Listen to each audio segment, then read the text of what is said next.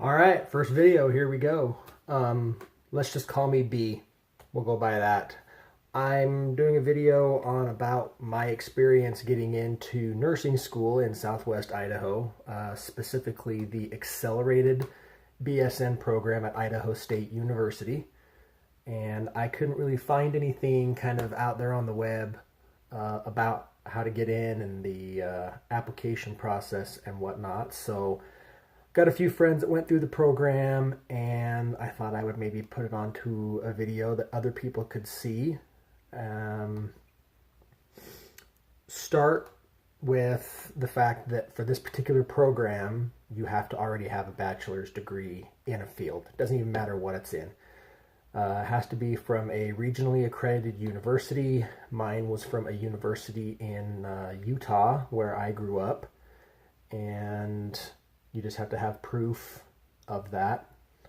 And then start looking, if you're going to go to this particular program at Idaho State University in Meridian, you're going to need to start looking a couple of years before you want to get in, because yes, you have to have your bachelor's degree, but they have some very specific prerequisite requirements like pharmacology, medical ethics, some psychology.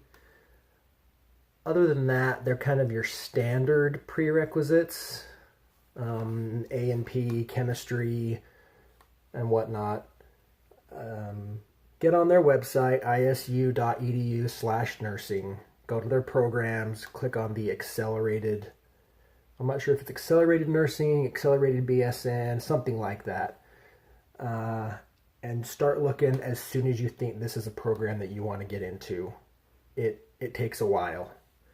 There are ways of getting these prerequisites done without having to take them at Idaho State. I did quite a few of them at Boise State and College of Western Idaho.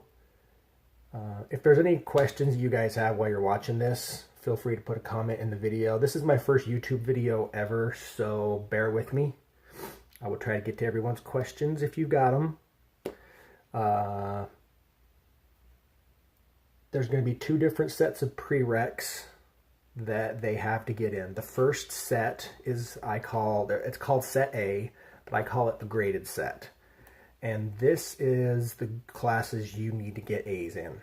Like, there's no ifs, ands, or buts. You've got to get A's, maybe a few B pluses, in order to get in, because these are the graded classes that is 55% of your application score.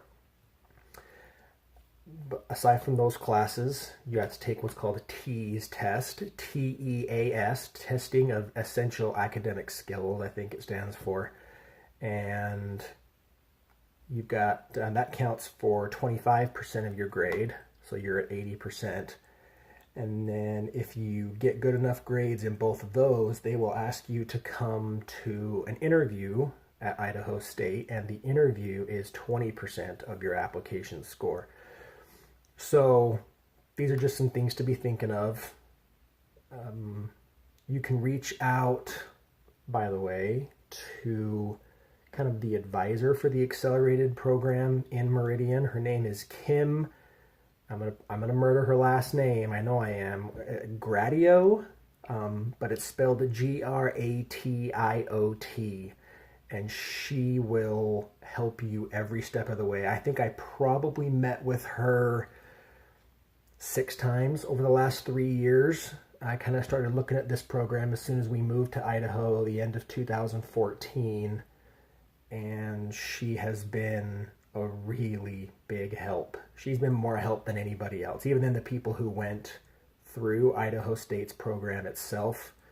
She really has pointed me in the right direction. She's given me online options to get the prereqs done. She has helped me get ready for the interview. Every time I meet with her, we kind of check more stuff off of the checklist. So she's going to be your best hope for some help. If you have any questions about the program itself, I can answer what I've been through, but I'm going to have a different circumstance than everybody else. So my circumstance, just to give you a little bit of a background, I'm 38. I spent some years being a firefighter. My first degree was in geography, actually, and before I even got done with my degree, I knew that it wasn't what I wanted to do. But I was so close. I was like a semester or two away from being done, and I thought, yeah, it's too late. It's too late to turn back. At the time, I was a firefighter, and I was working in an emergency room as an EMT slash CNA, and I just knew that being at the bedside and being a nurse is what I really wanted to do. So before I even graduated, I started taking some of the programs for the nursing program at the school I was at. My wife was offered a job in the Boise area, and we moved. I pretty much had to start all over. I've been going to school for a long time, 10 years. A class here, a class there. Never went full time. I was always working full time and did school part time.